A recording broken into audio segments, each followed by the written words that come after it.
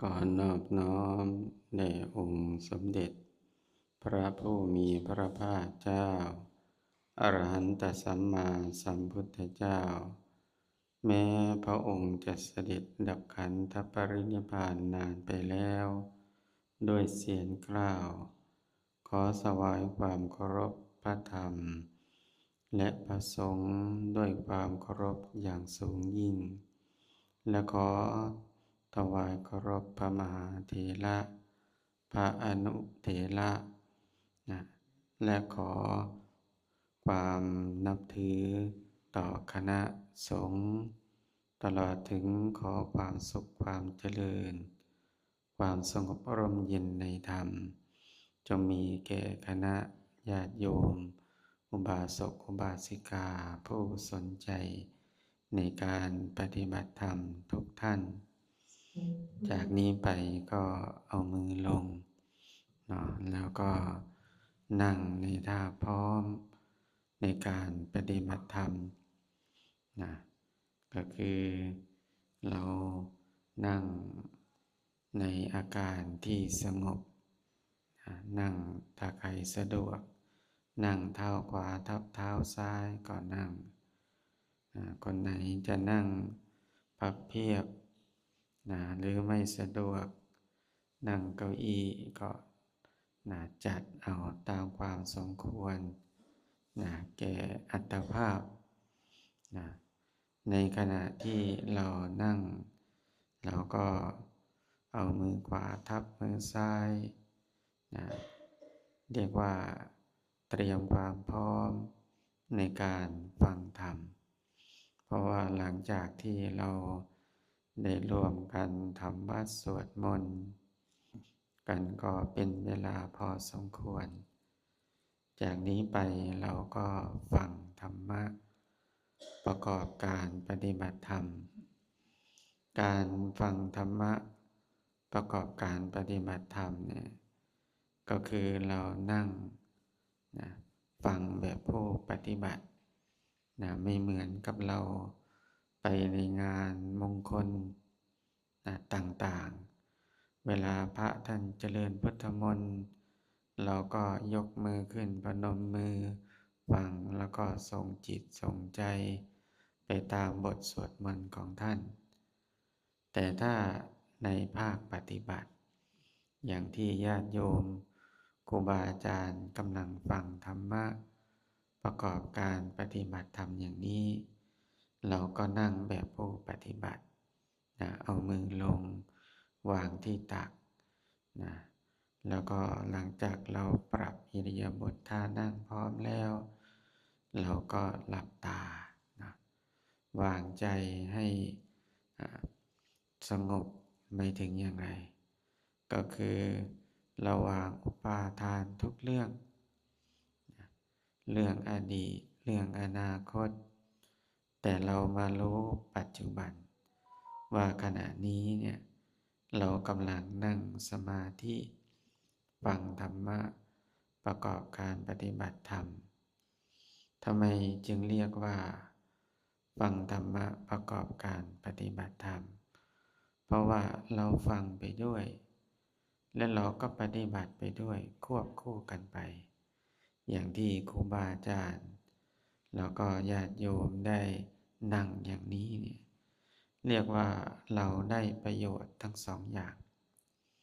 ประโยชน์อันที่หนึ่งก็คือเราฟังธรรมะแล้วก็ได้บุญบุญมันเกิดตลอดถ้าเราฟังเป็นฟังเป็นนี่ฟังยังไงในขณะที่เราฟังเนี่ยเสียงที่เราได้ยินเนี่ยกระทบหูเราเอาสติไปทำความรู้สึกกำหนดที่หูเราถนัดข้างซ้ายหรือข้างขวาเราก็กำหนดได้ยินเนาะได้ยินเนาะรู้เนาะรู้เนาะหรือเสียงเนาะเสียงเนาะก็ได้ก็คือเราตั้งสติกำหนดแล้วก็บริกรรมไปด้วยอย่างที่หนึ่งอย่างที่สองถ้าเราไม่ถนัดในการกำหนดรู้สึกว่ากำหนดแล้วมันฟังธรรมะไม่ค่อยรู้เรื่องเราก็ไม่ต้องกำหนด แต่เราส่งจิตส่งใจไปตามเนื้อหาสาระของธรรมะในขณะที่เราฟังเราก็กำหนดพิจารณาตามไปด้วยนะเอาสติไว้ที่หูนะกำหนดแล้วเราก็ฟังไปด้วย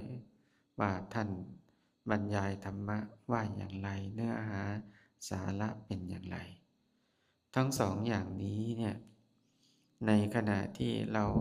กำหนดได้ยินเนาะได้ยินเนาะรู้เนาะรู้เนาะก็ดีหรือในขณะที่เราส่งจิตส่งใจไปตามเนื้อหาสาระของธรรมะเนี่ยให้เราสังเกตว่าเสียงที่เราได้ยินเนี่ยแผ่วเบาลงแผ่วเบาลงถึงคำบริกรรมคำไหนแล้วสงบลงนะถ้าเรากำหนดพุทโธนะถึงคำบริกรรมว่าพุทหรือโธเนี่ยสงบลงนะหรือว่าในขณะที่เราฟังธรรมะบรรยายเนี่ยถึงคำไหนแล้วจึงสงบลงนะให้ผู้ปฏิบัติธรรมเนี่ยตั้งสติกำหนดพิจารณาตามไปด้วยนะจนกว่าจะได้เวลานะเพราะว่าถ้าเราไม่กำหนดอย่างนี้บางครั้งเราก็ส่งจิตนะไปในเรื่องอดีตนะส่งไปในเรื่องอนาคตแต่เราลืมปัจจุบันว่าขณะนี้เรานั่งสมาธิฟังธรรมะประกอบการปฏิบัติธรรมถ้าเราฟังอย่างนี้ได้ทั้งบุญด้วยนะและเป็นบุญที่มีกำลังมากนะไม่ใช่บุญธรรมดานะบุญที่เกิดจากการให้ทานก็ได้บุญมากบุญที่เกิดจากรักษาศีลอย่างที่เราสมาทานกันเมื่อกี้เนี่ยสมาทานศีล8เนี่ยพอเราสมาทานแล้วเราก็รักษาทันทีเลยนะเพราะขณะนี้ญาติโยมสมาทานศีลแล้วเรายังไม่ได้ไปฆ่าสัตว์ลักทรัพย์ประพฤติผิดในกามเรียกว่าศีลเรายังสมบูรณ์100%เนี่ยบุญเกิดตลอดนะเป็นบุญที่เกิดจากการรักษาศีลด้วยและบุญที่เกิดจากการฟังธรรมเนี่ยเป็นบุญที่เกิดจากการเจริญภาวนาเราฟังไปบุญเนี่ยเรียกว่าเป็นบุญที่มีอานุภาพมากสามารถที่จะทำลายกิเลสทั้งอย่างหยาบอย่างกลางแล้วก็อย่างสูงได้นะนี่ถ้าเราฟังเป็นเนี่ยได้ประโยชน์มากแต่ถ้าเราฟังธรรมไม่เป็นหรือว่าไม่สนใจในการฟังธรรมเนี่ยแทนที่ว่าจะได้ประโยชน์กลับเป็นโทษเป็นยังไงโอ้ยมันนานเหลือเกินมันเมื่อยนะจิตมันก็หงุดหงิดฟุ้งซ่านประโยชน์ได้ไม่ได้แต่ได้น้อยนั้นเวลาที่เราฟังธรรมเนี่ยแม้กระทั่งที่พูดเนี่ยพูดเป็นหลักการให้ญาติโยมทั้งหลายเนี่ยได้ถือเอาไปปฏิบัติเผื่อว่าบางทีโยมไปในงานมงคลแม้กระทั่งไปฟังพระสวดอภิธรรมเนี่ยเราพนมมือไปด้วยฟังพระท่านสวดกุศลธรรมาอกุศลธรรมาเราก็ส่งจิตส่งใจไปได้ยินเนาะได้ยินเนาะบุญเกิดถ้าใครฟังธรรมอย่างเงี้ยฟังพระสวดอย่างเงี้ยเขาเรียกว่าฟังเป็นฟังแล้วเกิดบุญเกิดกุศลเสร็จแล้วเวลาที่เรากรวดน้ำอุทิศให้กับญาติหรือที่เราไปในงานนั้นๆเนี่ยจิตที่เราเป็นกุศลนี่แหละนะแล้วก็ที่เป็นสมาธิบางครั้งจิตมันสงบมาแต่ละขณะจิตเนี่ยเรียกว่าเป็นบุญเป็นกุศลมากแล้วเราก็น้อมอุทิศถวายหรือมอบให้กับผู้วายชนนะนอกจากผู้ตายจะได้บุญแล้วเราผู้เจริญภาวนาก็ได้บุญด้วยเรียกว่าได้บุญทางตรงแล้วก็ทางอ้อมแล้วก็เป็นเหตุเป็นปัจจัยนะให้ถึงความพ้นทุกข์ได้ด้วยนี่ถ้าเราฟังธรรมเป็นนะโดยใช้หลักของการเจริญภาวนาอย่างที่ญาติโยมครูบาอาจารย์ ทำอยู่ในขณะนี้แล้วอีกอย่างหนึ่งเป็นยังไงเวลาที่เราฟังธรรมแล้วเราก็กำหนดสติเจริญภาวนาไปด้วยนอกจากว่าเราได้บุญจากการเจริญภาวนาแล้วบางครั้งเนี่ยในงานต่างๆเนี่ยเราไม่รู้จักหลักการปฏิบัติเราก็เลยคุยกันคุยกันคุยกันตลอดงานนะไปพระเจริญพุทธมนต์โยมก็คุยกันคุยกันตั้งแต่ต้นยันจบพระสวดอภิธรรมพระก็สวดโยมก็คุยนะบางงานเนี่ยอาตมาเกือบหลงก็ยังมีนะอันนี้เรื่องจริงนะโยมไม่ได้แกล้งว่าให้เกือบหลงนะคุยกันเสียงดังมากนะบางงานนี่มีเลี้ยงของที่เป็นอบายมุขยิ่งคุยดังนะโดยเฉพาะคนที่คุยดังสุดก็คือแม่ครัวนะมันกำลังได้อารมณ์นะคุยกันสนุกก็เลยไม่รู้ว่าอะไรเป็นบุญอาตมาบางทีจนถามโยมอาตมาเป็นตัวบุญนะโยมก็นิมนต์ไปเทศน์อาตมาไม่ใช่เป็นตัวบุญนะโยมนะโยมคิดว่าอาตมามาสวดให้เนี่ยก็ได้บุญแล้วใช่ไหมโยมโยมเลยคุยกัน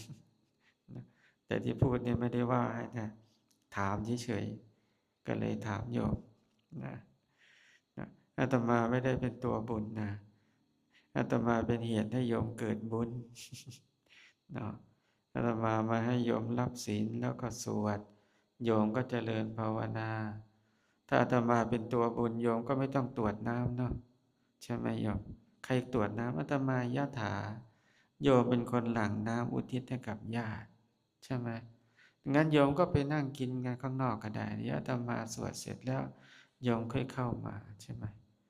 เพราะนั้นยิ่งเราเข้าใจหลักเหล่านี้เนี่ยเราก็ได้บุญด้วยญาติก็ได้บุญด้วยแล้วอีกอย่างหนึ่งเป็นยังไงเป็นอริยประเพณีอริยประเพณีก็คือเป็นประเพณีที่ประเสริฐเหมือนกับท่านอาจารย์มหาธนาศักดิ์นะครับท่านมาสร้างวัดป่าคำเม็กแล้วก็จัดเป็นสถานที่ปฏิบัติธรรม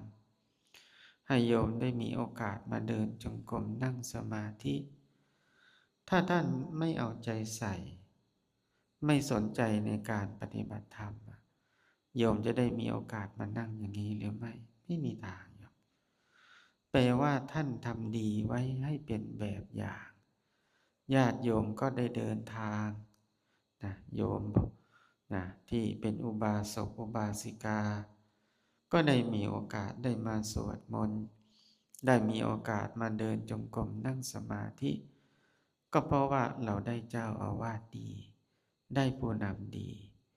เมื่อเราได้ผู้นำดีเป็นยังไงญาติโยมผู้เป็นอุบาสกอุบาสิกาปะขาวแม่ชีโยมก็ได้มานั่งสมาธิอย่างเนี้ยนะ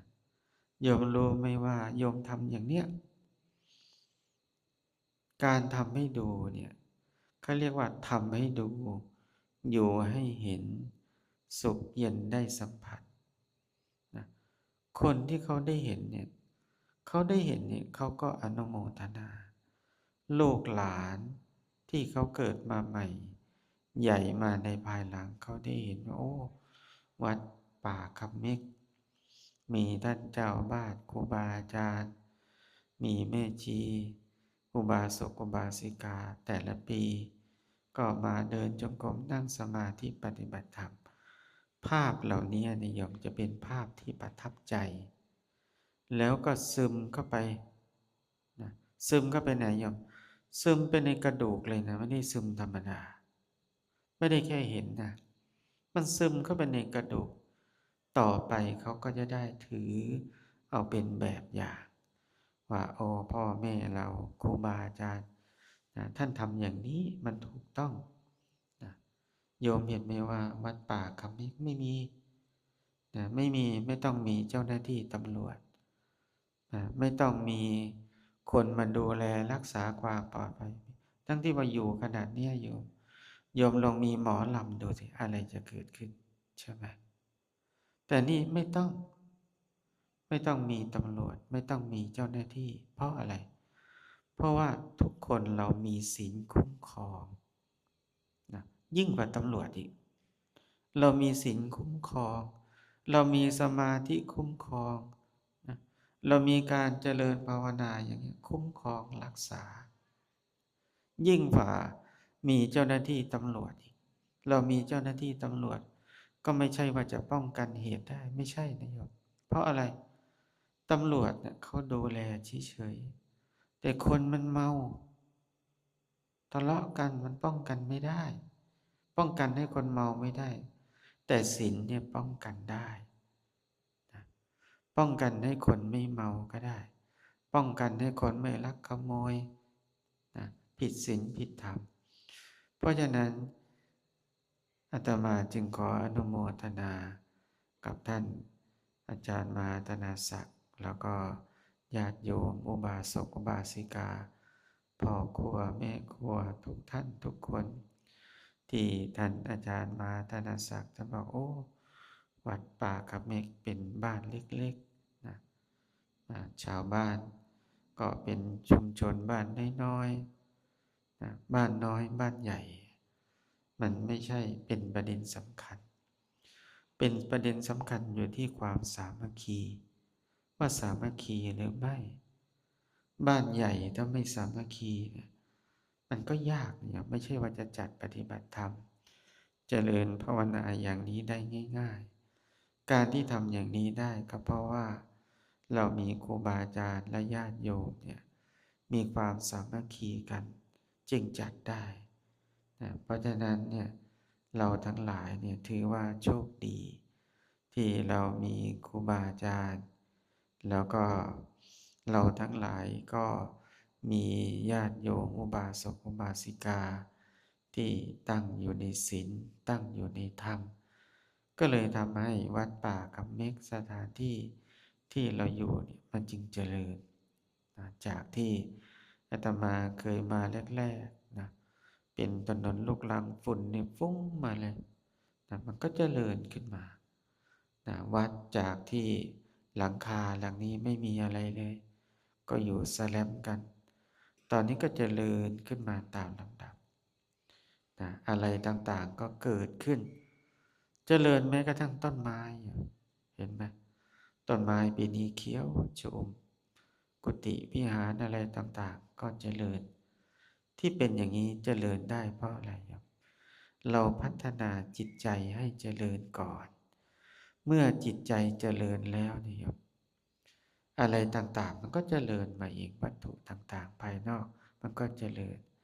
ก็เพราะว่าจิตใจของเรานั้นเจริญก่อนเพราะฉะนั้นญาติโยมทั้งหลายวันนี้อาตมาภาพก็จะได้พูดธรรมะในบางสิ่งบางประการเพื่อมาเสริมเพิ่มเติมให้ครูบาอาจารย์ญาติโยมทั้งหลายได้ฟังเพื่อว่าจะได้นำเอาไปคิดเอาไปพิจารณาโดยเฉพาะวันนี้ญาติโยมครูบาอาจารย์ก็ได้มีการสนทนาธรรมในเรื่องของอารมณ์ของการปฏิบัติธรรมคือแต่ละวันแต่ละที่ก็จะมีการประพฤติปฏิบัติธรรมการปฏิบัติธรรมนั้นเราก็มีทั้งผู้ใหม่มีทั้งผู้เก่าทั้งผู้ใหม่ทั้งผู้เก่านั้นเราก็ปฏิบัติมามากบ้างน้อยบ้างบางครั้งเราอาจจะปฏิบัติเข้าใจบ้างไม่เข้าใจบ้างเพราะอะไรอยู่เพราะเรื่องเหล่านี้เรื่องการปฏิบัติธรรมเนี่ยต้องอาศัยครูบาอาจารย์หรือว่าผู้รู้มาแนะนำเป็นหนทางเป็นแนวทางให้เราได้ประพฤติปฏิบัติธรรมเหมือนกับที่พระเดชพระคุณหลวงตาเวลาท่านมาท่านก็จะถามเรื่องการปฏิบัติธรรมต่างๆแล้วก็แนะนำคอยชักนำให้เราทั้งหลายเนี่ยได้รู้แนวทางของการประพฤติปฏิบัติธรรมเพื่อจะได้ดำเนินไปอย่างถูกต้องบางครั้งนี่ถ้าเราปฏิบัติธรรม แล้วเราไม่ได้สนทนาธรรมสอบถามครูบาอาจารย์ท่านผู้รู้นี่บางครั้งเราปฏิบัติธรรมไปแล้วเราคิดว่าเราปฏิบัติถูกแต่ที่ไหนได้เราไปผิดทางหรือบางครั้งเราปฏิบัติธรรมแล้วมันท้อแท้เหนื่อยหน่ายไม่อยากประพฤติปฏิบัติธรรมต่อจนบางคนคิดว่าโอ้สงสัยเราจะหมดบุญแล้วเนาะทำไมมันเจ็บแข้งจิกขาแต่ก่อนเนี่ยเคยนั่งแล้วมันสงบดีดีทำไมมาคราวนี้นั่ง5 นาทีมันนั่งไป2 ชั่วโมงไม่อยากจะนั่งไม่อยากจะอะไรบางคนนี่ถึงขนาดเก็บเสื้อผ้าใส่กระเป๋าแล้วอ้าวไม่อยู่แล้วไปดีกว่าสงสัยเราคงจะหมดบุญแต่เมื่อได้สนทนาธรรมกับครูบาอาจารย์ท่านแนะแนวทางของการปฏิบัติแล้วเนี่ยก็เข้าใจพอเราเข้าใจแล้วเนี่ยมันก็เลยมีกำลังใจในการประพฤติปฏิบัตินะอันนี้เป็นเรื่องที่สำคัญนะเพราะฉะนั้นการสนทนาธรรมเนี่ยเราอย่าพลาดนะโยมถ้าครูบาอาจารย์ท่านบอกอ้าววันนี้นะให้เปิดโอกาสให้ครูบาอาจารย์แม่ชีอุบาสกอุบาสิกาได้สนทนาธรรมสอบถามเรื่องการปฏิบัติธรรมนะให้เรารีบมาถามเลยโยมถามบางคนบอกไม่รู้จะถามอะไรก็ไม่รู้นั่นแหละถามไอ้ที่ไม่รู้ถ้ารู้ไม่ต้องมาโยมนะถ้ารู้จะมาทำไมเหมือนโยมพูดกับอาตมาบอกโยมอายุขนาดนี้ก็เยอะแล้วทำไมไม่เข้าวัดปฏิบัติธรรมโอ้ยท่านมันกิเลสมากนะอย่ารอกิเลสมันมากก็เลยไม่เข้าวัดไม่อยากเข้าวัดเพราะกิเลสมันเยอะนะอาตมาก็เลยบอกก็กิเลสเยอะนั่นแหละต้องเข้าวัดถ้ากิเลสหมดแล้วไม่ต้องมาหมดกิเลสแล้วจะมาทำไมมันสบายใจแล้วที่ทุกคนที่เข้ามาวัดเนี่ยก็เพราะยังมีกิเลสนะโยมเนาะเราเพื่อจะมาทำลายกิเลสให้มันเบาบางแต่ถ้าโยมหมดกิเลสแล้วหรือกิเลส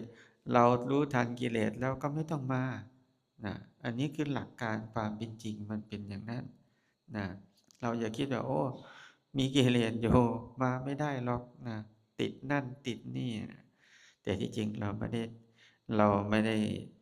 กิเลสเยอะหรอกเราไม่รู้ทันกิเลสเราก็เลยหลงมันเป็นอย่างนั้นนะเพราะฉะนั้นญาติโยมทั้งหลายการปฏิบัติธรรมเนี่ยเหมือนอะไรเนี่ยเหมือนกับเราลบกับข้าศึกเหมือนตอนนี้โยมที่เราดูข่าวทางชายแดนบ้านเราที่มีการลบนะในการลบกันเนี่ยโยมเขาก็จะมีวิธีการลบต่างๆในการลบนั้นก็มีทั้งการใช้อาวุธหนักใช้อาวุธเบาแล้วแต่ใครมีกุศโลบายในการลบนะสู้รบกันไปนะฉันใดก็ดีการปฏิบัติธรรมเนี่ยเราก็ลบเหมือนกันนะสงครามทางโลกเนี่ยเขาก็มีแม่ทัพนะอย่างที่เราแม่ทัพฝ่ายของข้าศึกนะหรือแม่ทัพของอีกฝ่ายตรงข้ามที่ลบกันอยู่เขาก็จะมีแม่ทัพเหมือนกันฉันใดก็ดีโยมที่โยมปฏิบัติธรรมเนี่ยเราก็มีแม่ทัพในการลบเหมือนกันนะแม่ทัพที่มีที่ประจันหน้ากันสองฝ่ายที่ลบกันอยู่ตอนนี้ก็คือแม่ทัพที่เป็นฝ่ายบุญแล้วก็แม่ทัพที่เป็นฝ่ายบาปนะสองฝ่ายนี่แหละที่มันลบทัพจับศึกกันแม่ทัพที่เป็นฝ่ายบาปเนี่ยหัวหน้าใหญ่มันคือโมหะความไม่รู้ซึ่งเป็นแม่ทัพใหญ่เหมือนที่โยมมาปฏิบัติธรรมเนี่ยเราเกิดความโกรธขึ้นมาก็เพราะแม่ทัพฝากตัวโมหะความหลงเราก็เลยไม่รู้ตามความเป็นจริงหรือเวลาที่เราโกรธก็เพราะว่าเราหลงไม่รู้ตามความเป็นจริงมันก็เลยทำให้เราเนี่ยหลงไปตามอำนาจของกิเลสแต่เมื่อใดอำนาจฝ่ายบุญคือตัวสติเป็นแม่ทัพใหญ่นะมันเกิดเมื่อไหร่เนี่ยเท่านั้นแหละ บุญมันก็จะเกิดขึ้นเป็นกำลังเข้าห้ามหันกันทั้งฝ่ายบุญและฝ่ายบาปขณะนี้โยมนั่งสมาธินี้เนี่ยแม่ทัพฝ่ายบุญและไม่ทัพฝ่ายบาปเข้าห้ามหันโยมขณะนี้ใครแพ้ใครชนะนะใครแพ้ใครชนะเนาะเราดูที่ตัวเราเองนะเราเป็นอย่างไรในขณะนี้แม่ทัพของทางโลกเนี่ยเวลาเขาลบกันเนี่ยลบกันก็มีการผัดกันแพ้ขัดกันชนะแล้วแต่อาวุธแล้วก็วิธีการลบฆ่าศึกภายนอกเนี่ยของทางโลกเนี่ยลบยังไงนะเดี๋ยวมันก็แพ้นะเพราะเป็นฆ่าศึกแต่ฆ่าศึกภายในคือกิเลสเนี่ยเมื่อเราชนะแล้วจะไม่กลับแพ้เลยนะต่างกันนะนี่คือเรื่องที่ดีที่สุดของการลบที่ญาติโยมมาใส่ชุดขาวครูบาอาจารย์ที่ใส่นุ่งเหลืองห่มเหลืองมาเดินจงกรมนั่งสมาธิเนี่ยเรียกว่าเรามาลบกับข้าศึกคือกิเลสนะบางครั้งนี้นะแม่ทัพฝ่ายกิเลสเนี่ยมันก็เข้าห้ามมันทั้งที่ว่าเราตั้งใจลบอย่างดีเนี่ยแหละอย่างโยมบอกโอ้ท่านก็นั่งสมาธิกำหนดดีนะแป๊บเดียวมันหลับได้ยังไงนะหงายไปเลยก็มีนะเพราะอะไรโยมบางครั้งเราก็โดนแม่ทัพนี่แหละเนาะคือกิเลสแหละมันเข้าห้ามหันแต่ข้อสำคัญโยมเราอย่าแพ้ใจเราเนี่ยสำคัญในการที่เราจะลบข้าศึกได้สิ่งที่เราจะชนะได้เนี่ยก็คือใจนะใจของเรานี่แหละที่เราต้องการจะเอาชนะมันแต่ถ้าบางคนเนี่ยนั่งสมาธิเดินจงกรมนั่งไปมานั่งสมาธิมันเริ่มง่วงลงโอ้ยนั่งสมาธินี่มันง่วงนี่ไม่ดีหรอกเดี๋ยวเป็นบาปกลับไปนอนดีกว่าสบายเลยเนาะตกลงเป็นยังไงโยมแพ้กิเลสมันหลอกเต็มที่นะเพราะนั้นเนี่ยโยมหลักของการปฏิบัติอาการง่วงอาการเจ็บอาการปวดเวลาที่เราปฏิบัติธรรมเนี่ยท่านจัดว่าเป็นสภาวะธรรมทั้งหมดนะอย่าไปยอมแพ้มันนะง่วงนะก็กำหนดนั่งกำหนดหายใจเข้าพูดหรือยุบหนอพองหนอแล้วสังเกตดูว่าเวลาเรานั่งเนี่ยมันจะหลับตอนไหนหลับตอนพองแล้วหลับตอนยุบหรือหลับตอนพูดหรือตอนโตสังเกตดูตั้งสติตั้งท่ารับสู้มันนะอย่าไปยอมแพ้เสร็จแล้วเวลาที่เรานั่งกำหนดพองเนาะยุบเนาะถึงแม้มันจะหลับมันจะลงภวังค์ปุ๊บ1 ครั้ง2 ครั้ง3มันจะอิ่มเลยนะโยมเสร็จแล้วตามันจะใสมันจะกำหนดต่อได้นะอันนี้ให้ญาติโยมครูบาอาจารย์เนี่ยให้ตั้งสติในการกำหนดเจริญภาวนาให้ดีแม้กระทั่งเวลาที่เราเดินจงกรมอยู่ก็ดีอันนี้ฝากไว้เป็นเรื่องที่สำคัญญาติโยมที่มาเดินจงกรมทั้งผู้เก่าแล้วก็ผู้ใหม่เวลาที่เดินจงกรมครูบาอาจารย์ท่านพาเดินซ้ายยาวหนอตาเนี่ยมองไปข้างนอกนะพยายามสำรวมตาอยู่แต่ไม่ได้ก้มดูเท้านะเราเก็บตาลงให้ต่ำนะอย่าทอดไปไกลมากนักนะแล้วก็เอาสตินึกไปที่เท้าเท้าใคร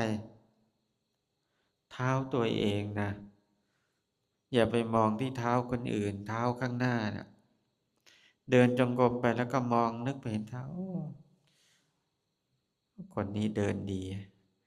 คนนี้เดินไม่ดีไม่ได้เรื่องอย่างนั้นทำไปทำมาเดินติข้างหน้าเข้าไปตลอดเลยลืมตัวเองอันเนี้ยเป็นเรื่องที่ผู้ปฏิบัติเนี่ยต้องระวังให้มากที่สุดที่พูดเนี่ยพูดจากอะไรครับพูดจากประสบการณ์ตัวเองนี่แหละนะเวลาเราเดินแล้วก็มองข้างหน้าก็ เราก็เดินเหมือนเขาอาจารย์ท่านพาเดินซ้ายย่างหนอขวาย่างหนอเดินได้เหมือนเขาทุกอย่างไม่มีผิดเพี้ยนเลยทุกอย่างแต่สติทีมันไปไม่ได้กำหนดสำเนียก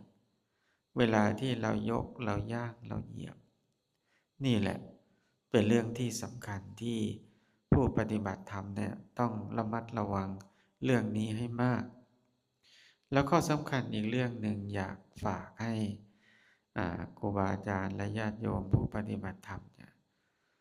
เวลาที่เราพักทำภารกิจส่วนตัวนะเวลาที่เราอยู่ที่พักก็ดี หรือเวลาที่เราไปเดินไปเข้าห้องน้ำถ่ายหนักถ่ายเบาก็ดี โดยเฉพาะเวลาพักนี่เป็นเรื่องที่สำคัญ เราต้องบริหารร่างกายของเรานั้นให้พร้อมบริหารร่างกายให้พร้อมคือยังไงดื่มน้ำเนี่ยให้พอดีดื่มน้ำนะโยมนะดื่มน้ำให้พอดีเพราะอะไรเสร็จแล้วถ้าโยมไม่ดื่มน้ำให้พอดีเนี่ยแล้วก็เข้าห้องน้ำก่อนว่าจะไดีว่าอีกสัก10 นาทีจะได้ยินเสียงสัญญาณระฆังท่านจะตีระฆังอย่างเนี้ยเราดื่มน้ำเข้าห้องน้ำถ่ายหนักถ่ายเบาแปรงฟันให้พร้อมคือบริหารร่างกายของเราเนี่ยให้พร้อมพอเราบริหารร่างกายของเราพร้อมเสร็จแล้วเนี่ยเวลาเรากำหนดสติมาเข้าสู่ที่ปฏิบัติธรรมแล้วเนี่ยมันจะได้ไม่เป็นกังวลบางคนนี่มาถึงนั่งปุ๊บโอ้ลืมลืมเอาไม้เท้ามามั่งลืมอันนั้นลืมอันนี้บางคนสมาทานกรรมฐานเสร็จเอาแล้วปัสสาวะมันจะไหลอุจจาระมันจะล่วงไปก่อนแล้วถ่ายหมดไปอีก1 รอบ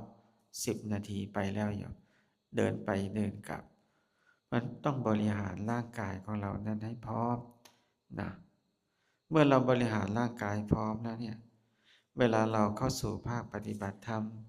จะเป็นภาคเช้าก็ดีภาคบ่ายก็ดีเวลาครูบาอาจารย์ท่านพาเดินจงกรมเสร็จแล้วเนี่ยไม่จำเป็นอย่าลุกไปไหนนะอย่าออกไปข้างนอกเพราะอะไร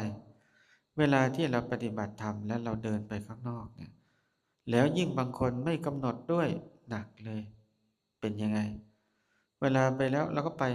พอกลับมาเหมือนกับมาตั้งต้นดูหนังม้วนใหม่เลยเหมือนเคยเห็นไหมเราดูหนังดูละครอ่ะพอดูหนังดูละครมันเอาโฆษณาตัดโอ้โหพอมาดูใหม่มันโฆษณานานกลับมาดูใหม่เหมือนมาตั้งต้นหนังเรื่องใหม่เลยพอกำลังจะสนุกเอาอีกแล้วโฆษณามาอีกแล้วเพราะฉะนั้นเนี่ยให้เตรียมตัวให้พร้อมเราจะมีอะไรมั่งที่จะมาที่ร้านทำปฏิบัติธรรมกระเป๋าอิเซอรี่ต่างๆอะไรโทรศัพท์มือถือเนี่ยมาถึงเนี่ยปิดเสียงโทรศัพท์เนาะไม่ใช่ออกเสียงกิ้งก้างเสียงอะไรไม่รู้ละนะ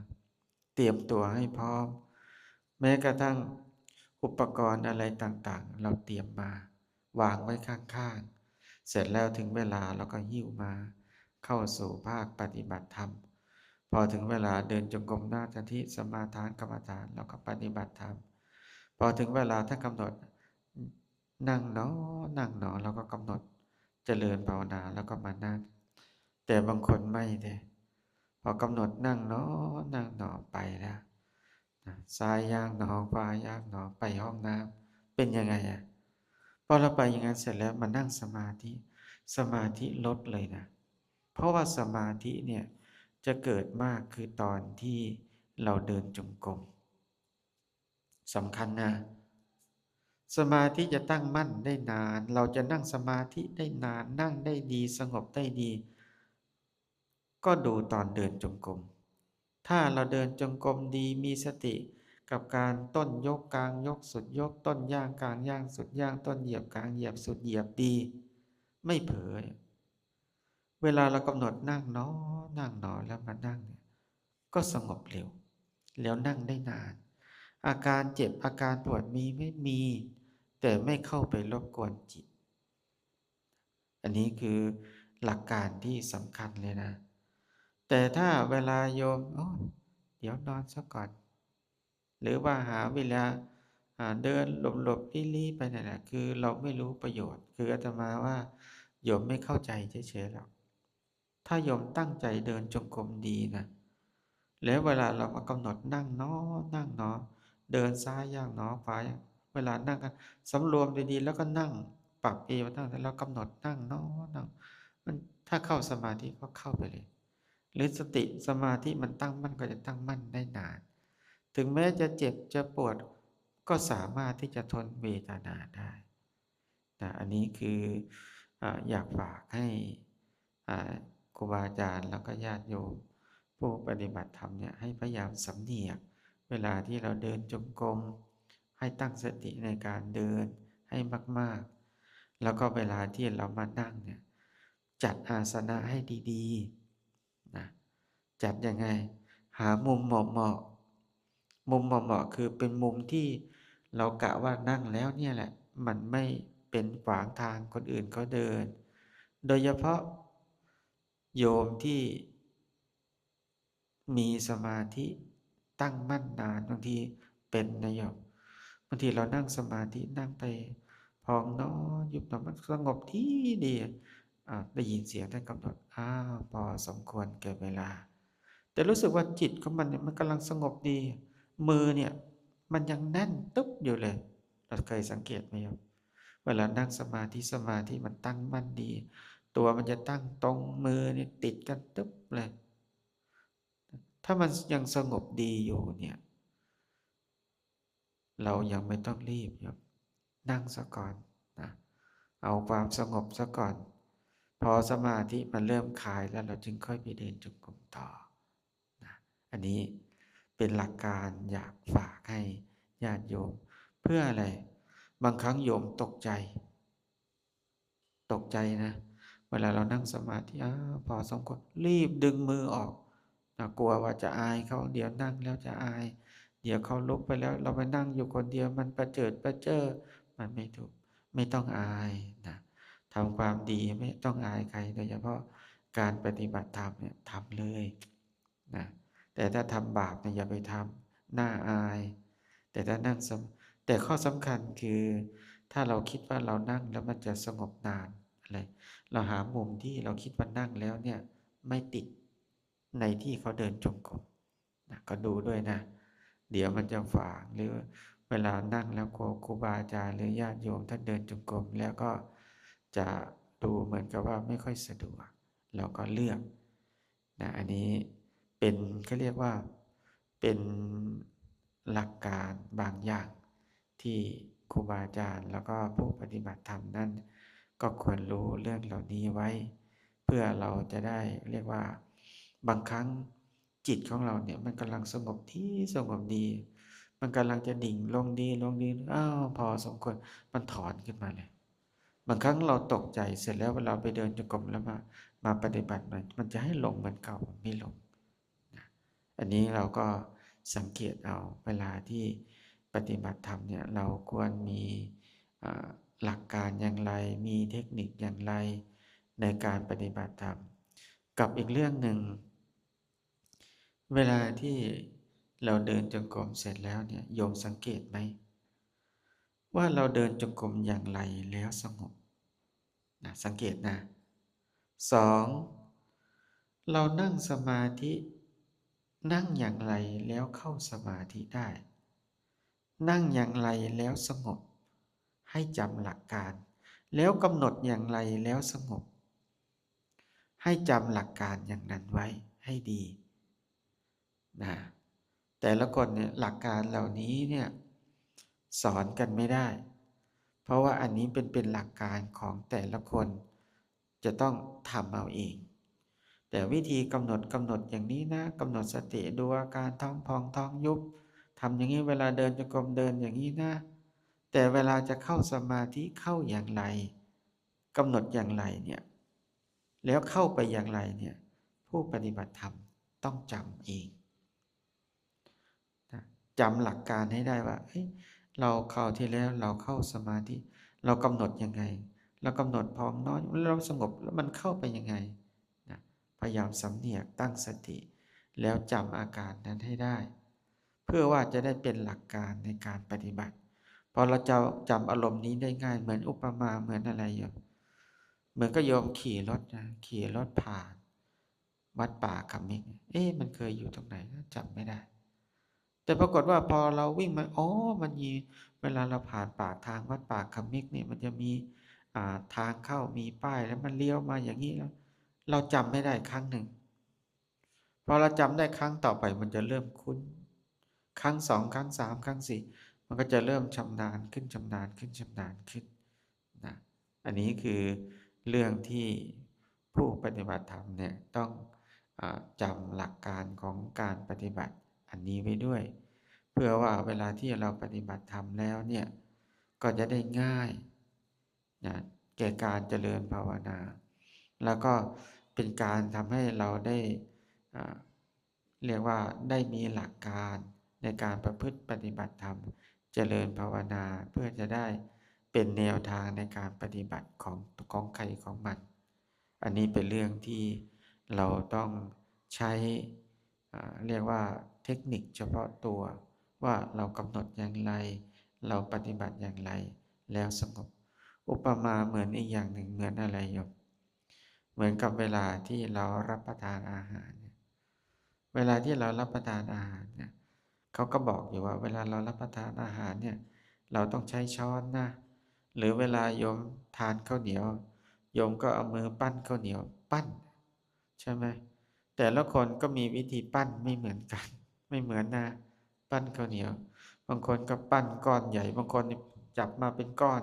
เสร็จแล้วก็มาบีออกเสร็จแล้วก็มาจิ้มนะแต่บางคนบอกเฮ้ยไม่ชอบแบบนี้มันไม่อร่อย ใช้ช้อนตักแต่คำเล็กคำใหญ่ก็ขึ้นอยู่ที่ความชอบของแต่ละคนนะแม้แต่รสก็ไม่เหมือนกันนะบางคนเวลาจับไปมันต้องมีพริกไอ้ตรงนี้ต้องมีปลาร้าต้องมีสักหน่อยมันถึงจะมีรสอย่างนี้เทคนิคเหล่านี้เป็นความชอบของแต่ละคนบอกกันไม่ได้คำเล็กคำใหญ่ก็แล้วแต่ใครชอบคำเล็กคำใหญ่ก็ใช้เทคนิคเอานะสุดท้ายเป็นยังไงอิ่มเหมือนกันใช่ไหมการปฏิบัติธรรมนี่ก็เหมือนกันเราปฏิบัติธรรมเดินจงกรมนั่งสมาธิทำนี้สุดท้ายถึงความพ้นทุกข์เหมือนกันนะคือจุดมุ่งหมายคือดำเนินไปสู่ความพ้นทุกข์ก็คือพระนิพพานแต่ว่าวิธีการครูบาอาจารย์ท่านก็จะพาเดินพานั่งอย่างนี้นี่แหละกับอีกเรื่องหนึ่งอยากให้ผู้ปฏิบัติธรรมทั้งหลายเนี่ยเวลาที่เราปฏิบัติธรรมเดินจงกรมเจริญภาวนาโดยเฉพาะเวลาที่เรามานั่งสมาธิเนี่ยเราอย่าเพิ่มอะไรอย่าเพิ่มความอยากเข้าไปเพิ่มความอยากคืออะไร เวลาเรานั่งสมาธิเวลาเรานั่งสมาธิทำไมมันไม่สงบเนาะทำไมมันไม่เห็นนั่นเห็นนี่อะไรมันนั่งสมาธิมันต้องเป็นอย่างนี้อย่างนี้อย่างนี้ทำไปทำมาเนี่ยโยมเราเพิ่มความอยากเข้าไปอีกหนึ่งตัวในขณะนั้นเนี่ยเรากำลังเพิ่มความโลภโลภะเนี่ยความโลภเข้าไปอีกหนึ่งตัวนะเป็นเรื่องที่สำคัญนะ อย่าไปปฏิบัติหน้าที่ของผู้ปฏิบัติครูบาอาจารย์จะบอกอยู่ตลอดเวลาหลักการปฏิบัติมีแค่สองอย่างเท่านั้นหนึ่งปฏิบัติสองกำหนดนะและมีอะไรเกิดขึ้นอย่าเฉยให้รีบกำหนดทันทีดีใจก็กำหนดเสียใจกำหนดพอใจไม่พอใจก็กำหนดโดยเฉพาะการกำหนดต้นจิตนี่แหละสำคัญ อย่าดูเฉยๆนะเหมือนกับที่ญาติโยมนั่งสมาธิเจริญภาวนาเนี่ยเรากำหนดสติทางหูกำหนดได้ยินเนาะได้ยินเนาะนะพอเรากำหนดสติทางกำหนดสติเสียงที่เราได้ยินเนี่ยกระทบหูนะเป็นยังไงโยมพอกระทบปุ๊บมันกระดับกระทบแล้วมันกระดับกระทบแล้วกระดับมันไม่เกิดการปรุงแต่งท่านจึงให้เรากำหนดแต่ถ้าเราเสียงที่เราได้ยินก็ดีรูปที่เราได้เห็นทางตาก็ดีเราเห็นแล้วเราไม่กำหนดเป็นยังไง มันวิ่งเข้าไปเลยเข้ามาทางตาแล้วมันเข้าไปไหนอ่ะไปเก็บไปในภวังคจิตเลยเข้าไปแล้วพอมันไปเก็บเสร็จแล้วมันเกิดการปรุงแต่งยังไงชอบหรือไม่ชอบใช่ไหมเกิดความปรุงแต่งว่าชอบหรือไม่ชอบถ้าไม่ชอบทำยังไงก็แสดงออกทางกายมั่งทางวาจามั่งนะพูดคำหยาบหรือทุบตีด้วยมือมั่งนะแต่ถ้าอันไหนมันชอบนะถ้าชอบเนี่ยเป็นโลภะอันนี้แหละคือเรื่องที่เราต้องกำหนดด้วยเพราะไม่งั้นเนี่ยเราจะไหลไปอำนาจของแม่ทัพที่เป็นฝ่ายบาปที่มันคอยลบกับเราอยู่ตลอดเวลาถ้าไม่งั้นเนี่ยเราลบกี่ครั้งก็แพ้นะเรียกว่าเราปฏิบัติธรรมเนี่ยเราต้องอาศัยการกำหนดสติเจริญภาวนาแต่โยมอาจจะบอกว่าเอ๊ะท่านทำไมมันลืมบ่อย มันลืมบ่อยใช่ไหมโยมเดินไปถึงไปตั้งใจตั้งสติเนี่ยลุกไปนี่แหละจะไปเข้าห้องน้ำซ้ายขวาเอาจริงจังนี่แหละตั้งสติจริงๆเนี่ยก็ตั้งใจเนี่ยแหละโยมไม่ใช่ไปตั้งใจนะอาตมาเชื่อว่าทุกคนตั้งใจในการปฏิบัติธรรมตั้งใจทุกคนเนี่ยแต่มันลืม มันลืมเองนี่แหละทำไมมันถึงลืมมันโยมก็เพราะว่าเรายังฝึกน้อยนะสัญญามันไม่เที่ยงเรายังกำหนดน้อยจิตมันยังไม่คุ้นเคยกับการเจริญภาวนาอย่างโยมแม่แต่ละคนที่มาแต่ละคนก็อายุเท่าไหร่แล้วโยมนะอย่างน้อยๆก็4050 70ยังไงโยมแล้วปฏิบัติธรรมมานานแล้วยังก็เพิ่งปฏิบัติธรรมกันมาไม่นานใช่ไหมก็ยังเพิ่งปฏิบัติธรรมเราก็ปล่อยจิตปล่อยใจมานานแล้วบางคนก็ปล่อยจิตปล่อยใจมาตั้งกี่ภพกี่ชาติปัจจุบันนี้กว่าจะได้เลี้ยวเข้ามาประตูวัดได้แล้วก็มาเดินจงกรมได้เนี่ยก็จนขาเนี่ยมันเริ่มเดินไม่ค่อยตรงแล้วเราจะบอกโอ้ยท่านทำไมมันเจ็บขาก็มาจนอายุเยอะก็เจ็บสินะตอนที่เราเป็นเด็กๆตอนที่เรายังแข็งแรงเราไม่ได้เข้ามาใช่ไหมเพราะว่าเราต้องดูแลครอบครัวมันก็จริงนั่นแหละอาตมาก็รู้ว่าใช่เนาะนี่มันเป็นยังไงเสร็จแล้วเราจะมาตั้งสติเดินจงกรมให้มันคุ้นเคยกับการเจริญภาวนามันไม่คุ้นขนาดว่าเดินจงกรมเดินไปเดินมาเนี่ยเราเดินอยู่ในลานธรรมเนี่ยกำหนดพองน้อยุบหนอมันยังลืมเลยใช่ไหมนั้นท่านจึงให้เราตั้งสติกำหนดทำบ่อยๆทำบ่อยๆทำจนจิตเนี่ยมันคุ้นเคยกับการเจริญภาวนาคุ้นจริงๆนะอาตมาเห็นคนขับรถนะคนที่ขับรถเก่งๆเนี่ย เออเรียกว่าขับรถเหมือนกับว่ารถนี่แทนมือแทนเท้าได้ทั้งหมดคือมันคล่องมากไม่ต้องคิดอะไรเลยนะแต่คนที่ไม่เคยขับรถเหมือนโยมปฏิบัติธรรมเนี่ยคนไม่เคยขับรถเห็นเกียร์มันโยกไปทางไหนอะยิ่งเกียร์แมนนวลใช่ไหมเกียร์1มันเป็นยังไงเกียร์2เป็นยังไงเร่งยังไงเหยียบยังไงโอ้บางคนนี่ขับไปก็ให้เหยียบเบรกเหยียบคันเร่งนวลนะ กำแพงเพราะอะไรอ่ะเราไม่ชำนาญมันก็เลยหลงเป็นเรื่องปกติแต่โยมอย่าไปคิดนะทำไมเราแย่จังยิ่งเราไปคิดอย่างนั้นเนี่ยยิ่งเป็นบาปนะเราอารมณ์ที่ผ่านไปแล้วมันดับไปแล้วนะเราอาศัยเรากำหนดที่อารมณ์ปัจจุบันรู้ตัวกำหนดเผลอเนาะเผลอเนาะแล้วก็กำหนดต่อเลยซ้ายอย่างเนาะขวา หรือว่าถ้าเราเดินเร็วๆก็ซ้ายขวากำหนดต่อเลย ถ้าเราทำอย่างเนี้ยการปฏิบัติธรรมก็จะก้าวหน้าได้เร็วแล้วทำไปทำมา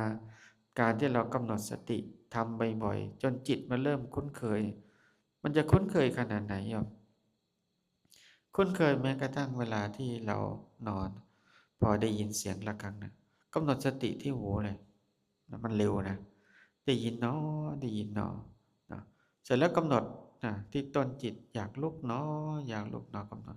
เวลาลุกก็ลุกเนาะลุกเนาะพอลุกแล้วเนี่ย เวลาเราจะเดินเนี่ยลุกหนอ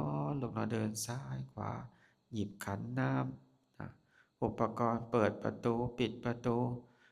ทำภารกิจส่วนตัวอะไรเราก็กำหนดมันจะกำหนดอะไรอย่างเนี่ยหรือบางทีเราทำบ่อยๆทำเป็นประจำที่แรกๆเนี่ยเหมือนกับคนขับรถเนี่ยขึ้นสะพานเราจะเข้าเกียร์ไหนลงไหลลงจะจอดทั้งนี้เราจะเหยียบคันเร่งยังไงนะมันยังไม่รู้ยังไม่ชำนาญเหมือนกับผู้ปฏิบัติธรรมใหม่นี่แหละก็เหมือนกันแต่ให้เราทำประจำทำจนจิตมันคุ้นเคยเหมือนคนขับรถพอเราขับบ่อยๆคราวเนี้ยไม่ต้องคิดเลยมันชำนาญมากอ๋อถ้าขึ้นที่เนินอย่างนี้เราเร่งอย่างนี้เข้าเกียร์อย่างนี้นะเหมือนคนขับรถที่เป็นเกียร์ออโต้มันจะเป็นอัตโนมัติมันวิ่งกับมันโอ้คล่องเสถียรมากสะดวกยิ่งทุกวันนี้มีรถไฟฟ้าระบบออโตเมติกที่ทันสมัยการปฏิบัติธรรมนี่ยิ่งทันสมัยจิตของเราเนี่ยมันยิ่งฉลาดถ้าโยมสามารถกำหนดสติเจริญภาวนาจนจิตมันคุ้นเคยแล้วเนี่ยมันจะเป็นอุปกรณ์ที่ป้องกันอย่างดีนะทหารนิยมเขามีบังเกอร์ใช่ไหมป้องกันมีบังเกอร์ป้องกันระเบิดป้องกันอะไรต่างๆแต่มันก็ไม่ได้ป้องกันได้ทั้งหมดนะ ป้องกันไม่ได้ทั้งหมดหรอกบางครั้งมันยิงมาหนักๆบังเกอร์ก็พังเหมือนกันมันไม่เหลือแม้กระทั่งบางครั้งบังเกอร์เนี่ยมันป้องกันได้บางอย่างแต่มันป้องกันไม่ได้ทั้งหมดนะชั้นใดก็ดีการปฏิบัติธรรมเนี่ยโยมถ้าเราฝึกสติด้วยการกำหนดทางหูทางตาทางจมูกทางลิ้นทางกายทางใจเนี่ยเขาเรียกว่าทางอายตนะของเราเนี่ยพอเราฝึกฝนจนชำนิชำนาญเนี่ย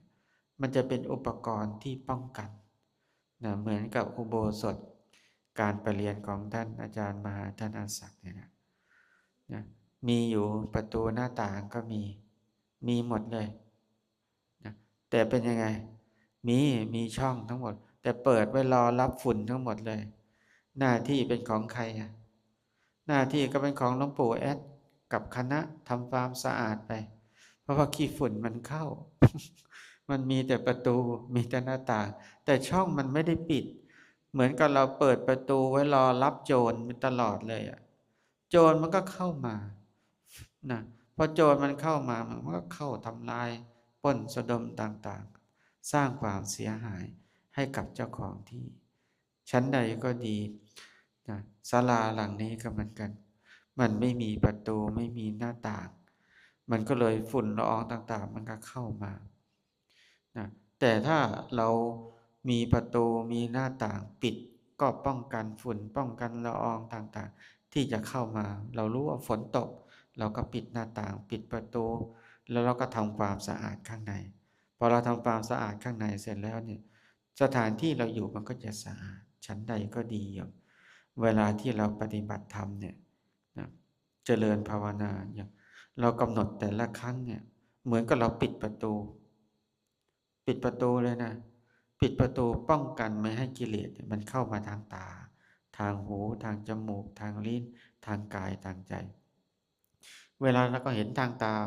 เราไม่ได้กำหนดที่รูปเหมือนอาตมาเห็นเสาเนี่ยไม่ได้ไปกำหนดที่เสานะแต่กำหนดที่ตาเห็นเนาะเสียงเหมือนกันนะเสียงที่ได้ยินอยู่ในขณะนี้อาตมาไม่ได้กำหนดที่เสียงแต่กำหนดที่หูปิดนะเหมือนกับโยมเนี่ยฝุ่นมันมาโยมไม่ได้ไปเอามือไปดันฝุ่นนะแต่เราปิดประตูซะเท่านั้นก็จบนะเราไม่ต้องไปยุ่งกับเรื่องข้างนอกก็จะทะเลาะกันข้างนอกก็จะมีเสียงเราปิดประตูซะจบทุกเรื่องปิดประตูคือตาหูจมูกลิ้นกายใจจบทุกเรื่องเลยเสร็จแล้วพอเราปิดประตูอย่างนี้เป็นไงเรากำหนดเห็นหนอก็ดีนะรู้หนอก็ดีหรือกำหนดคิดหนอแต่ละครั้งนะโยมนอกจากว่ามันป้องกันกิเลสไม่ให้มันเข้ามาแล้วนะเป็นยังไงมันเข้าไปทำลายกิเลสข้างในด้วยอนุสัยกิเลสเนี่ยที่มันฝังเหมือนกับเราปิดประตูหน้าต่างอย่างเงี้ยครับแล้วหลวงปู่แอดแกก็ทำความสะอาดข้างในก็สะอาดไปด้วยอันนี้ก็เหมือนกันกิเลสที่มันนอนเนื่องอยู่ในอนุสัยกิเลสเราเนี่ย มันเก็บไว้ในภวังค์จิตของเรานะไม่รู้กี่ภพกี่ชาตินานมากเลยต้องอาศัยการเจริญภาวนานะที่เราปฏิบัติธรรมเดินจงกรมนั่งสมาธินี่แหละเรียกว่าอาศัยกำลังเมื่อสติสมาศรัทธาวิริยะสติสมาธิปัญญาของเราเนี่ยมันรวมตัวแล้วมีกำลังมากเท่าไหร่เนี่ยมันก็จะเข้าไปทำลายตัวอนุสัยกิเลสของเราเนี่ยให้มันเบาลงเบาลงเบาลงเบาลงไปตามลำดับถ้าอุปมาเหมือนอะไรโยมอุปมาเหมือนกับเราเอาค้อนไปทุบหินโยมเคยทุบหินไหมเอาค้อนไปทุบหินแล้วทุบปูนเวลาเอาค้อนปอนไปทุบหินทุบปูนเราก็ทุบนะเวลาได้ทุบเอาค้อนไปทุบหินทุบปูนเนี่ยมันต้องมีศิลปะในการทุบนะทุบไม่เป็นนี่ดำค้อนมันดีดใส่ปากนะต้องทุบให้เป็นนะทุบให้มันลงน้ำหนักที่ปลายค้อนแล้วเวลาทุบเนี่ยโยมเวลาเราทุบไปแต่ละครั้งเนี่ยทุบตึ้งไปแต่ละทีหินเนี่ยก้อนใหญ่ๆเวลาเราทุบไปเนี่ยทุบไปทุบครั้งแรกมันไม่กระเทือนนะแค่มีรอยแต่มีรอยนะทุบไปรอยร้าวมันเริ่มเกิดขึ้นทุบไปทุบไปบ่อยเข้าแตกถามว่าหินที่แตกเนี่ยเกิดจากการทุบครั้งสุดท้ายใช่หรือไม่ไม่ใช่นะโยมที่มันแตกเพราะเกิดจากกระเทือนที่มันทุบตั้งแต่ครั้งแรกนะมันไม่ได้แตกเพราะทุบทีเดียวมันแตกไม่ใช่มันกระเทือนตั้งแต่เราทุบครั้งแรกแล้วมันเริ่มเกิดรอยแล้วเราทุบไม่หยุดเนี่ยแต่ถ้าเราท้อซะก่อนทุบทีเดียวโอ้ยทำไมมันไม่สองโหด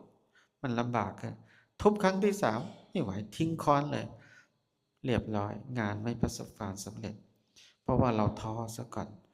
แต่ถ้าเรามีความตั้งใจมีความตั้งมั่นที่จะทุบมันจริงๆทุบไปบ่อยๆทุบประจำมันหลุดทีละน้อยทีละมันแตกหมดไปหรืออุปมาเหมือนอะไรโยมเหมือนกับเวลาที่เราดับไฟโดยเฉพาะไฟคือความโกรธเนี่ย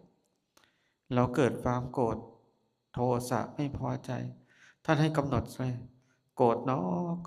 นึกได้อย่างกำหนดต้นจิตโกรธเนาะโกรธเนาะไม่พอใจเนาะโยม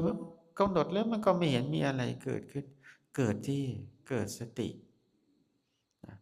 แต่ว่ากำลังของสติของเราเนี่ยมันอ่อนมันจึงยังไม่หายโกรธมันยังไม่หายหงุดหงิดท่านอุปมาเหมือนกับคล้ายๆที่เราเอาค้อนไปทุบหินนี่อยู่คือกำลังของสติเรามันอ่อนเหมือนกับเราเอาน้ำใส่ขันนี่แล้วก็ไปดับไฟกองใหญ่ๆมันจะดับไหมเอาน้ำไปลดขันหนึ่งมันไม่ดับทันทีหรอกแต่มันเป็นปัจจัยให้ไฟอันนั้นมีกำลังอ่อนมีผลนะแต่ไฟเนี่ยมันอ่อนแล้วแต่กำลังของน้ำเนี่ยมันน้อยแต่ถ้าเราเติมน้ำบ่อยๆไม่หยุดลดบ่อยๆลดไปบ่อยๆไฟมันก็จะเริ่มลดลงไปตามลำดับจนไฟนั้นมันดับสนิทไปชั้นใดที่ดีไฟคือกิเลสของเรานี่เหมือนกันความโลภความโกรธต้องอาศัยเวลาในการปฏิบัติในการกำหนดสติเจริญภาวนาเหมือนกับเราเอาค้อนทุบนะทุบเรื่อยๆอย่าใจร้อนค้อนทุบหินนะอย่าใจร้อนเอ๊ะทำไมมันไม่แตกเหมือนโยมนั่งสมาธิโอ้ทำไมมันไม่สงบ ไม่เอาละพอแล้วสงสัยเราไม่มีบุญมีบุญมากแล้วโยมนะให้โยมทุกคนดีใจว่าโอ้เราเนี่ยมีบุญล้นฟ้าล้นดินถ้าได้มีโอกาสได้มารักษาศีลได้มีโอกาสมาเดินจงกรมนั่งสมาธินะโยมลองนึกดูว่าคนในโลกมีกี่คนได้มานั่งสมาธิอย่างนี้ได้มาเดินจงกรมอย่างนี้มีกี่คนเสร็จแล้วการที่เราได้มาปฏิบัติธรรมมาเดินจงกรมมานั่งสมาธิเจริญภาวนาอย่างนี้นี่แหละจะเป็นอุปนิสัยนะเรียกว่าจิตของเราที่มันคุ้นเคยต่อการเจริญภาวนาเนี่ยจะทำให้เรามีความสงบทางด้านจิตใจนะ เป็นยังไงโดยเฉพาะเวลาที่เราป่วยไข้ไม่สบายเนี่ยเราจะมีหลักในการเจริญภาวนาในการที่เราอยู่คนเดียวบางคนนี่ป่วยมานี่โอ้ยนะเรียกลูกเรียกหลานเพราะอะไรจิตมันขาดสมาธิขาดหลักนะแต่ถ้าโยมมีหลักในการปฏิบัติเนี่ยโยมจะอยู่ได้อย่างมีความสุขเวลามันป่วยเรากำหนดนะเจ็บเนาะเวลามันปวดหัวก็เจ็บเนาะเจ็บเนาะปวดเนาะปวดเนาะจะมีกรรมฐาน เวลาเรามีกรรมฐานในการรักษากายรักษาใจนั้นมันเป็นอยู่แต่ว่ามันไม่เข้าไปรบกวนจิตใจของเรา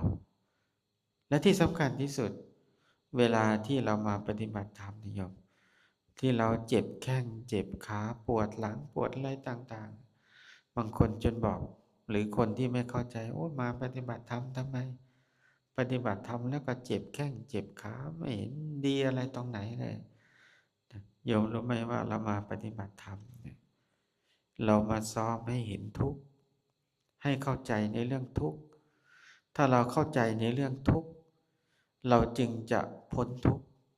ถ้าโยมไม่เห็นทุกข์ก็จะไม่เห็นธรรมเหมือนพระพุทธเจ้าตรัสในหลักอริยสัจสี่ทุกข์สมุทัยนิโรธมรรคแต่ถ้าโยมยังพอใจในสุขโยมจะไม่เห็นทุกข์และโดยเฉพาะหลักการที่สำคัญที่สุดเนี่ยในเรื่องของความสุขเนี่ยไม่มีนะโยมในร่างกายเราเนี่ยในร่างกายเราเนี่ยความสุขมันไม่มีจิตใจเนี่ยสุขไม่มีในหลักธรรมไม่มีคำว่าความสุขอย่างโยมนั่งสมาธิเนี่ยไม่มีหรอกคำว่าสุขมีแต่ทุกข์น้อยกับทุกข์มากเวลาเรานั่งเปลี่ยนท่านั่งทีก็รู้สึกว่ามันสบายนั่นน่ะเขาเรียกทุกข์น้อยนะเขาไม่เรียกว่าสุขนะเขาเรียกว่าทุกข์น้อยนะแต่ถ้าเราเจ็บมากก็ทุกข์มากหน่อยนะแต่ทำยังไงเราจะไม่ทุกข์เราไม่ทุกข์เข้าไปที่ใจนะเพราะนั้นเวลาที่เรามาปฏิบัติธรรมเนี่ยเรียกว่าเรามาซ้อมตายนะซ้อมในการเจริญภาวนาซ้อมตายซ้อมในการที่จะอยู่คนเดียวอยู่คนเดียวจริงๆนะเป็นยังไงเราจะมีสามีเราจะมีภรรยาที่รักมีลูกที่ดีขนาดไหนสุดท้ายเราก็ต้องอยู่คนเดียวนะนอนโรงพยาบาลคนเดียวอยู่บ้านคนเดียวตายคนเดียวอยู่ในโรงคนเดียวแล้วก็ไปคนเดียวต้องซ้อมไว้นะซ้อมในการปฏิบัติธรรมไว้ว่าทำยังไงเราจะมีพระกรรมฐานเนี่ยเป็นที่พึ่งอย่างที่ญาติโยมทั้งหลายได้มากำหนดสติในการเจริญภาวนาเมื่อโยมมีกรรมฐานเป็นที่พึ่งแล้วเนี่ยเวลาที่มันเจ็บมันปวดก็ดีเราเข้าใจหลักของการปฏิบัติธรรมเนี่ยเราจะไม่ทุกข์เมื่อเราไม่ทุกข์เราเข้าใจหลักของการปฏิบัติธรรมเนี่ยมันจะเป็นเหตุเป็นปัจจัยอย่างน้อยๆก็เป็นอุปกรณ์ในการป้องกันไม่ให้เราตกอบายภูมินะถึงแม้ไม่ได้บรรลุอริยมรรคอริยผลนะ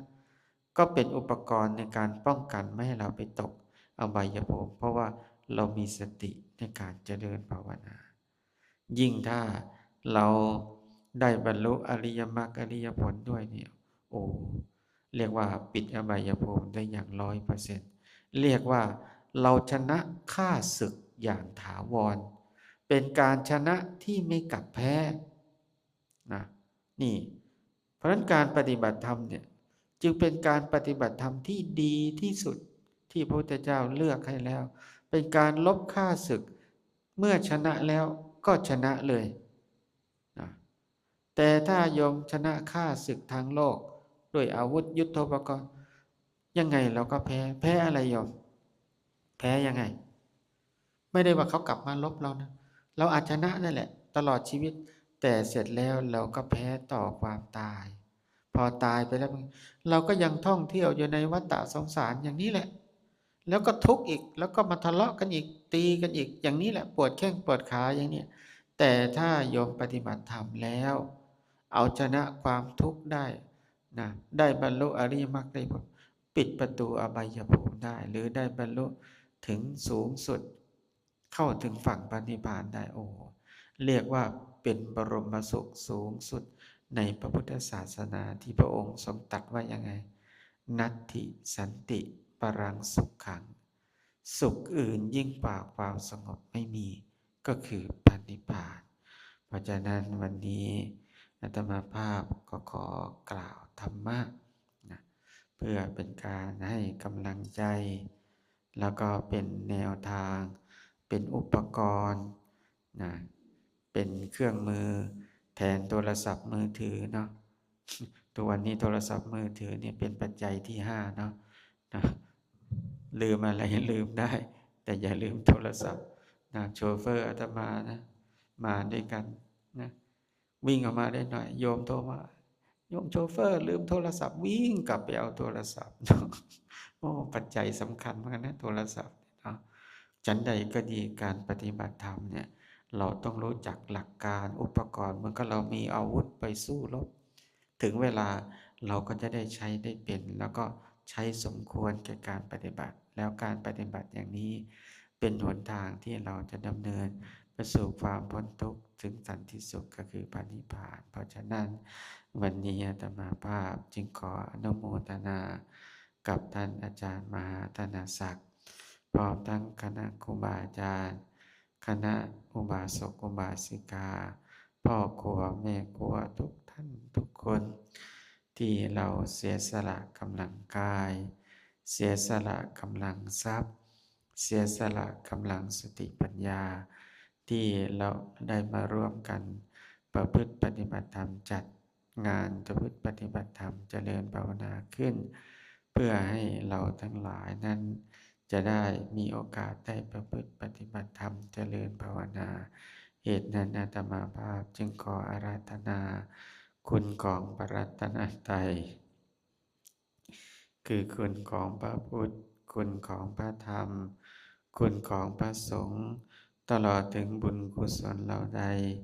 ที่คณะครูบาอาจารย์ญาติโยมทั้งหลายที่ได้สั่งสมอบรมมาดีแล้วขอจงรวมมาเป็นตบะเป็นเดชะเป็นประวะปัจจัยส่งผลให้คณะญาติโยมทั้งหลายจงปราศจากทุกข์โศกโรคภัยสัพพอันตรายทั้งหลายทั้งปวงจงอย่าได้มีขอให้มีแต่ความสุขความเจริญสงบร่มเย็นในบวรพระพุทธศาสนาเป็นนิจสถิตมั่นในสัจธรรมนำตนให้พ้นออกจากทุกข์ถึงสันติสุขกล่าวคือมรรคผลพระนิพพานจงด้วยกันทุกท่านทุกคนเถิดสาธุนิพพานะปัจจโยตุ อาจารย์มาสุดทอดสีสุดโทเป็นผู้แสดงธรรม สาธุนิพพานะปัจจโย